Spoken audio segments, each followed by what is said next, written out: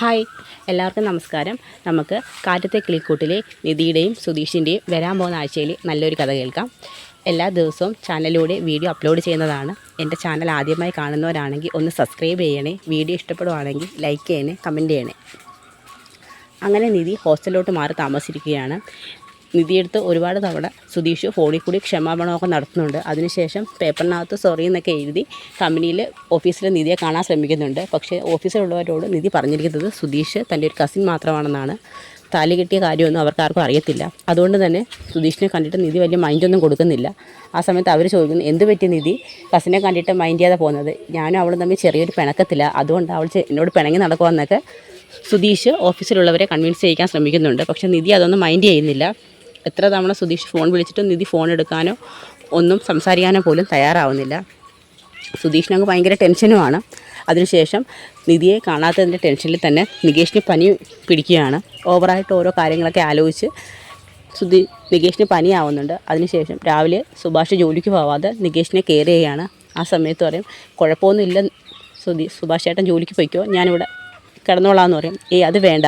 അപ്പോൾ സുധീഷ് അവിടെ ഉണ്ട്. സുധീഷിനൊക്കെ പറയും, എടാ ഇന്ന് എനിക്ക് അത്യാവശ്യമായിട്ട് പോകേണ്ട ഒരു കാര്യമുണ്ട്, നികേഷിന് തീരെ സുഖമില്ല, നീ ഇവിടെ കാണുമെന്ന് ചോദിക്കും. ഞാനിവിടെ ഉണ്ട്, സുഭാഷ് ചേട്ടൻ പോയിട്ട് വരാൻ പറയും. അങ്ങനെ നികേഷിനെ നോക്കാനായിട്ട് സുധീഷിനെ ഏൽപ്പിച്ചിട്ടാണ് സുഭാഷ് ജോലിക്ക് വന്നത്. എവിടെയും പോകരുത്, അവന് തീരെ സുഖമില്ലാതിരിക്കുക എന്നൊക്കെ പറയും. ശരി, എനിക്ക് കുഴപ്പമൊന്നുമില്ലെന്ന് പറയും. അങ്ങനെ നികേഷിനെ ഇങ്ങനെ ശ്രദ്ധിക്കുകയാണ് സുധീഷ്. പക്ഷെ കുറച്ച് കഴിയുമ്പം സുധീഷ് അങ്ങ് പുറത്തോട്ട് പോകും. സുധീഷിൻ്റെ മൈൻഡ് മുഴുവൻ നിധിയുടെ കാര്യങ്ങൾ ആലോചിച്ചിട്ടാണ്. നിധി തിരിച്ചു വരുമോ എന്നൊക്കെയുള്ളൊരു ടെൻഷനാണ്. അപ്പോൾ ആ സമയത്ത് നികേഷിൻ്റെ പനിയുടെ കാര്യമൊന്നും സുധീഷ് ചിന്തിക്കുന്നുമില്ല. അങ്ങനെ നികേഷ് ഫോൺ എടുത്ത് നിധിയെ ഫോൺ വിളിക്കുകയാണ്.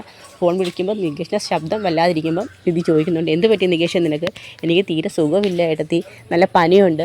മുൻപേ എനിക്ക് പനി വന്ന സമയത്ത് ഏട്ടത്തി എന്നെ അമ്മയെ പോലെ കെയർ ചെയ്തത്, അവിടെ ആരും ഇല്ല. സുഭാഷ് ചേട്ടൻ ജോലിക്ക് പോയേക്കോ, സുധീഷ് ചേട്ടൻ ഉണ്ടായിരുന്നു, പുറത്തോട്ട് പോയെന്നൊക്കെ പറയും.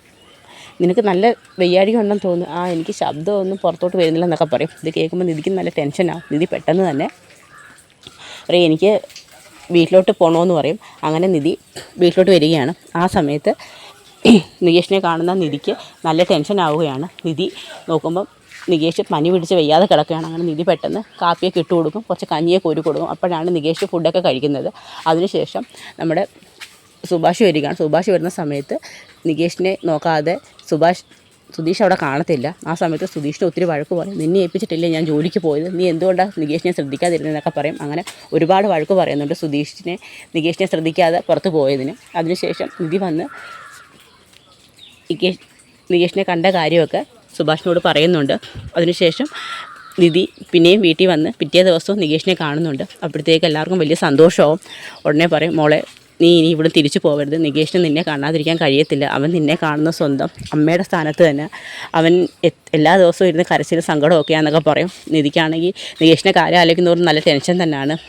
അപ്പോഴത്തേക്ക് സുധീഷ് അങ്ങോട്ട് വരും. സുധീഷ് പറയും, ഞാനാണ് ഇവിടെ നിൽക്കുന്നത്, തനിക്ക് ബുദ്ധിമുട്ടാണെന്നുണ്ടെങ്കിൽ ഞാൻ ഇവിടുന്ന് മാറിപ്പൊയ്ക്കോളാം, താൻ ഇവിടുന്ന് പോകരുത് എന്നൊക്കെ പറയും. ഞാനില്ലേ തന്നോട് മോശമായിട്ട് പെരുമാറിയത്, ഞാൻ ഇവിടുന്ന് പൊയ്ക്കോളാം, താൻ പോകരുത്, തന്നെ എല്ലാവർക്കും ഇവിടെ ആവശ്യം എന്നൊക്കെ പറഞ്ഞ് സുധീഷ് സംസാരിക്കുകയാണ്. ആ സമയത്ത് നിധിയും അങ്ങനെ പറയും, ഇനി എന്തായാലും പോവണ്ട, കാരണം നികേഷിൻ്റെ അവസ്ഥയും പിന്നെ എല്ലാവരും നിധിയോട് അങ്ങ് അപേക്ഷിക്കുകയാണ്. ഭാസ്കരനും എല്ലാവരും മോളെ പോകരുതെന്നൊക്കെ പറയും. അങ്ങനെ എല്ലാവരുടെ സംസാരവും ഒക്കെ കാണുമ്പോൾ നിധിക്ക് അങ്ങ് വിഷമമാവും. നിധി പറയും, ഇല്ല ഞാനിനി പോകുന്നില്ല, ഞാൻ ഇവിടെ നിൽക്കാമെന്ന് പറയും. അപ്പോഴത്തേക്ക് നികേഷിനും ഭാസ്കരനും ഹരീഷിനും എല്ലാം വലിയ സങ്കടമാവും. അങ്ങനെ എല്ലാവരും നല്ല ഹാപ്പി ആയിട്ടിരിക്കുകയാണ്, കാരണം നിധി പോകത്തില്ലെന്ന് പറഞ്ഞല്ലോ. അതിനുശേഷം പിറ്റേ ദിവസം രാവിലെ ആകുമ്പോഴത്തേക്ക് നിധിക്ക് രാവിലെ സുഭാഷ് കാപ്പിയെ കൊണ്ട് കൊടുക്കും. അതെല്ലാം കുടിച്ചതിന് ശേഷം നികേഷുമായിട്ട് ഇവിടുന്ന് സംസാരിക്കുകയാണ്. ആ സമയത്ത് സുധീഷ് അങ്ങോട്ട് വരും. നിധി ചായ കുടിക്കുവാണോ? അപ്പോൾ നിധി വലിയ മൈൻഡൊന്നും കൊടുക്കത്തില്ല എന്ന് പറയും. ആ സമയത്ത് പറയും, എന്താ നിധി ഒന്നും മിണ്ടാതെ നിൽക്കുന്നത്? അല്ല, സുധീഷ് പറഞ്ഞല്ലോ, സുധീഷ് ഇവിടെ ഉള്ളതുകൊണ്ടാണ്, സുധീഷ് ഞാൻ വേണമെന്നുണ്ടെങ്കിൽ ഞാനിവിടുന്ന് മാറി താമസിച്ചോളാം, ദിദി ഇവിടെ നിന്നോളാനൊക്കെ. ഇപ്പം ഞാനിവിടെ നിൽക്കുന്നില്ല, എങ്കിൽ പിന്നെ സുധീഷ് ഇവിടുന്ന് മാറി താമസിച്ചോ എന്ന് പറയും. അപ്പോഴത്തേക്ക് സുധീഷ് പറയും, അല്ല ഞാനെന്തിനാ മാറി താമസിക്കുന്നത്, ഇതെൻ്റെ വീടല്ലേ, ഞാൻ നിധിയെ താലി കെട്ടിയ ആളല്ലേ, നിധിയുടെ ഭർത്താവല്ലയോ, അപ്പോൾ പിന്നെ ഞാനെന്തിനാ ഇവിടുന്ന് മാറി താമസിക്കുന്നത് എന്ന് പറയും. സുധീഷ് എൻ്റെ താലി കെട്ടിയ ഭർത്താവ്? അതെ, നിധിയുടെ കഴുത്തിൽ കിടക്കുന്ന താലി ഞാൻ കെട്ടിയതല്ലേ. അപ്പം നമ്മൾ ഭാര്യയും ഭർത്താവും അല്ലേ എന്ന് പറയും. ഇത് കേൾക്കുമ്പോൾ നികേഷിനൊക്കെ ദേഷ്യം വരും. മുന്നേ ഒരു തവണ അങ്ങനെ പറഞ്ഞുകൊണ്ടാണ് നിധി അവിടെ പോയത്. പിന്നെയും നിധിയടുത്ത് ഇവിടുന്ന് പറഞ്ഞു വിടാനോ എന്ന് കരുതി നികേഷിന് നല്ല ദേഷ്യം വരുന്നുണ്ട്. അപ്പോഴത്തേക്ക് പറയും, സുധീഷ് ചേട്ടാ എന്നൊക്കെ പറയും. അപ്പോഴത്തേക്ക് പറയും, അല്ല ഞാൻ കാര്യമില്ലേ പറഞ്ഞത്, ഞാൻ താലി കെട്ടിയ ഭാര്യയില്ലേ നിധി എന്ന് പറയും. അപ്പോഴത്തേക്ക് തന്നെ ശരി നികേഷേ നീ കപ്പ് പിടിക്കാൻ പറയും. കപ്പ് പിടിച്ചിട്ട് ആ താലി അങ്ങോട്ട് ഊരി നികേഷിനെ കൈ കൊടുക്കും. എന്നാ ഇത് നിൻ്റെ ചേട്ടനെ കൈ കൊടുക്കാൻ പറയും. അല്ല ഇതെന്താ, അല്ല നിങ്ങൾ കെട്ടിയ താലിയല്ലേ ഇത്, ഈ താലി കിടക്കുന്നുണ്ടല്ലേ നിങ്ങളെപ്പോഴും ഞാൻ നിങ്ങളുടെ ഭാര്യ എന്ന് പറയുന്നത്. ശരി ഓക്കെ അങ്ങനെ ആയിക്കോട്ടെ, ഈ താലി അങ്ങ് നിങ്ങൾക്ക് തിരിച്ചേൽപ്പിച്ചേക്കാം. പിന്നെ അപ്പം നമ്മൾ ഭാര്യയും ഭർത്താവും അല്ലല്ലോ എന്ന് പറയാം. അല്ല നിധി അത് പിന്നെ താലിയാ സ്വർണ്ണവാ സൂക്ഷിച്ച് വെക്കണമെന്നൊക്കെ പറയും. അപ്പോഴത്തേക്ക് നിധിക്ക് പെട്ടെന്നങ്ങ് ദേഷ്യം കയറി വരും സുധീഷ് അങ്ങനെ പറയുന്നത് കേൾക്കുമ്പോൾ. കാരണം വെച്ചാൽ എപ്പോഴും അങ്ങ് ഭാര്യ എന്ന് പറയുമ്പോൾ ഉടനെ പറയും നികേഷ് പറയും, സുധീഷ് ഏട്ടൻ തൃപ്തിയായല്ലോ, എപ്പോഴും ഞാൻ പറയും ഇങ്ങനെ പറയരുത്, മുന്നേ ഇങ്ങനെ പറഞ്ഞുകൊണ്ട് ഏട്ടത്തി ഇവിടുന്ന് പോയത്, പിന്നെ ഏട്ടത്തി ഇവിടുന്ന് പറഞ്ഞേക്കാൻ വേണ്ടിയാണോ, എടാ ഞാനൊരു സത്യമല്ലേ പറഞ്ഞത്, ഞാൻ താലി കെട്ടിക്കൊണ്ട് വന്ന ഭാര്യയില്ലേ എന്ന് പറയും. അപ്പോഴത്തേക്ക് നികേഷിന് ദേഷ്യം വരും. നികേഷ് ആ കപ്പ് നിലത്ത് വെച്ചിട്ട് നികേഷ് അങ്ങ് ദേഷ്യപ്പെട്ടങ്ങ് പോവുകയാണ്. അതിനുശേഷം സുധീഷ് നേരെ വരുന്നത് നമ്മുടെ ഹരീഷിൻ്റെ വർക്ക്ഷോപ്പിലോട്ടാണ്. ഹരീഷിൻ്റെ വർക്ക്ഷോപ്പിൽ വന്നതിന് ശേഷം ഹരീഷിൻ്റെ അടുത്തും അവളെ നടന്ന കാര്യങ്ങളൊക്കെ പറയും. എന്നാലും അവളെൻ്റെ ഭാര്യയല്ലയോ ഹരീഷ്, ഞാൻ കിട്ടിയ താലിയില്ലയോ അവൾ എൻ്റെ കയ്യിൽ ഊരി തന്നേന്നൊക്കെ പറയും. എൻ്റെ പൊന്ന് സുധീഷ് ചേട്ടാ, നിങ്ങൾക്ക് ഇത്രയും ബുദ്ധിയില്ലേ, എങ്ങനെയെങ്കിലും ഏട്ടത്തി പ്രശ്നങ്ങളൊക്കെ മറന്ന് വീട്ടിലോട്ട് താമസിക്കാൻ വന്നേളൂ, പിന്നെയും നിങ്ങൾ ഓരോന്നും പ്രശ്നങ്ങളുണ്ടാക്കി പിന്നെ ഏട്ടത്തി എവിടെ തിരിച്ചോട്ടിക്കാൻ നോക്കുവാണോ, നിങ്ങൾക്കൊന്നും എന്താ ഞാൻ പറഞ്ഞാൽ മനസ്സിലാവാത്ത, ഞാൻ താലി കിട്ടിയ ഭാര്യ എന്ന് പറഞ്ഞിട്ട് എന്താടാ തെറ്റ്, അതുകൊണ്ടാണല്ലോ ഇപ്പോൾ താലി ഒരു കൈ തന്നേന്ന് പറയും. ഇപ്പോൾ ഹരീഷിനൊക്കെ ദേഷ്യം കയറി വരും. അങ്ങനെ ഇവർ താലിയുടെ കാര്യമൊക്കെ പറഞ്ഞുകൊണ്ടിരിക്കുമ്പോഴാണ് നമ്മുടെ നീതു അങ്ങോട്ട് വരുന്നത്. അപ്പോഴത്തേക്ക് നമ്മുടെ ടിക്ടോ ചോദിക്കും, എന്താ ഹരീഷ് ചേട്ടാ പ്രശ്നം? ഏയ് ഒന്നുമില്ലെന്ന് പറയും. എന്താ ഒരു താലിയുടെ പ്രശ്നമൊക്കെ? ഏയ് ഇപ്പോഴത്തെ പുതിയ ന്യൂജൻ പെൺകുട്ടികളില്ലേ, അവർ താലിയൊന്നും ഇടത്തില്ല എന്നൊക്കെ ഇങ്ങനെ ഹരീഷ് പറയും.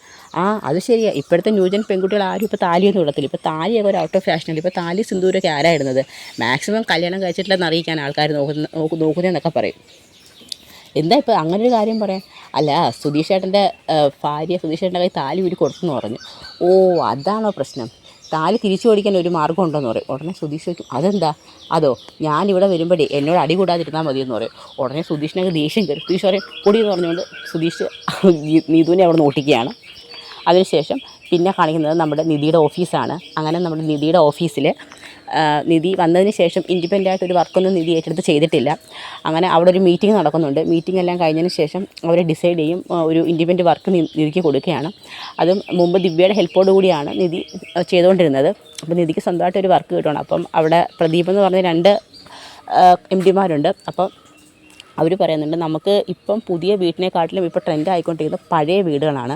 അപ്പോൾ പുതിയ വീടൊക്കെ വെച്ച് കഴിഞ്ഞാൽ പെട്ടെന്ന് തന്നെ അതിന് ചോർച്ചയും വിലക്കുറവൊക്കെ ഉണ്ടാകുന്നുണ്ട്. അപ്പം കുറച്ച് പഴക്കം ചെന്ന വീടുകൾ നമുക്ക് ഒന്ന് കാണണം. അപ്പോൾ അങ്ങനത്തെ വീടുകളൊക്കെ നോക്കി അതിൻ്റെയൊക്കെ ഒരു മോഡലൊക്കെ എടുത്തതിന് ശേഷം പുതിയ വീടുമായിട്ട് നമുക്ക് ഡിസൈൻ ചെയ്യാം എന്നൊക്കെ പറയുന്നുണ്ട്. അപ്പോൾ നിങ്ങളുടെയൊക്കെ പരിചയത്തിലോ അറിവിലോ എവിടെയെങ്കിലും കുറച്ച് പഴക്കം ചെന്ന വീടുകൾ എങ്ങനെ ഉണ്ടെങ്കിൽ നമുക്കൊന്ന് പോയി കണ്ട് ആ വീടിൻ്റെയൊക്കെ ബലവും ഭിത്തികളുടെ ബലവും അപ്പോൾ അതിൽ ഉപയോഗിച്ചേക്കുന്ന മെറ്റീരിയൽസ് എന്തൊക്കെയാണെന്നൊക്കെ നമുക്ക് നോക്കാം. അപ്പോൾ അതൊക്കെ വെച്ച് വേണം നമ്മളിപ്പം ചെയ്തുകൊണ്ടിരിക്കുന്ന പുതിയ ബിൽഡിംഗ് നമുക്ക് ചെയ്യാമെന്നൊക്കെ പറയും. പുതിയ ബിൽഡിംഗ് വർക്കുകളൊക്കെ നമുക്ക് ചെയ്യാനെന്നൊക്കെ പറയും.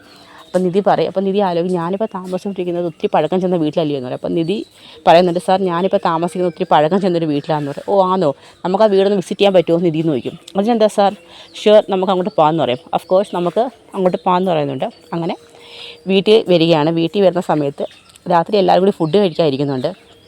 ഫുഡ് കഴിക്കാനിരിക്കുന്ന സമയത്ത് നിധി അവരോട് ഇങ്ങനെ ഒരു കാര്യം പറയുന്നുണ്ട്.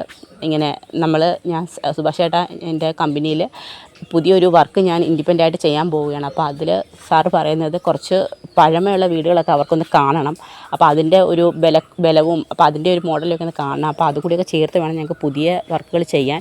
അപ്പോൾ അത് കാണാൻ വേണ്ടി അവിടുന്ന് കമ്പനിയിൽ നിന്ന് കുറച്ച് ആൾക്കാർ വരുന്നുണ്ടെന്ന് പറയും. ബുദ്ധിമുട്ട് എന്തെങ്കിലും ഉണ്ടോ? ഒരു കുഴപ്പമില്ല, മോളെ വിളിച്ചോണ്ടോ, അവർക്ക് ഫുഡ് എന്തെങ്കിലുമൊക്കെ ഉണ്ടാക്കണം. ഫുഡൊന്നും വേണ്ട, അവരൊന്ന് വിസിറ്റ് ചെയ്യാനായിട്ട് ജസ്റ്റ് ഒന്ന് വരുമെന്ന് പറയും. മോളെ വിളിച്ചോണ്ട് വരാൻ പറയും. അങ്ങനെ നിധി പിറ്റേ ദിവസം ജോലിയൊക്കെ കഴിഞ്ഞ് ഇങ്ങനെ നടന്നു വരികയാണ്. ആ സമയത്ത് നമ്മുടെ സുധീഷ് അങ്ങോട്ട് വരും. സുധീഷ് പറയും, നിധി വാ ഞാൻ കൊണ്ടാക്കാമെന്ന് പറയും. വേണ്ട, സുധീഷ് എന്നെ കൊണ്ടാക്കണ്ടെന്ന് പറയും. അപ്പോഴത്തേക്ക് പറയും, എന്താ നിധി എന്നോട് ഇത്ര ദേഷ്യം, എനിക്ക് സുധീഷിനോട് കുറച്ച് കാര്യം സംസാരിക്കാനുണ്ടെന്ന് പറയും. അങ്ങനെ അവർ തമ്മിലൊരു ഒരു പാലോട്ട് പോവുകയാണ്. അങ്ങനെ ഒരു കോഫി ഷോപ്പിലോട്ട് ചെന്നതിന് ശേഷം നിധി സുധീഷിനോട് ആവശ്യപ്പെടുന്ന കാര്യം, എനിക്ക് ഡിവോഴ്സ് വേണമെന്ന് പറയും. ഡിവോഴ്സോ? അതെ, എത്രയും പെട്ടെന്ന് തന്നെ ഒരു വക്കീലിനെ കാണണം, നമുക്ക് ഡിവോഴ്സ് ആവണമെന്ന് പറയും. അത് സുധീഷിന് ഭയങ്കര ഷോക്കായി പോവുകയാണ്.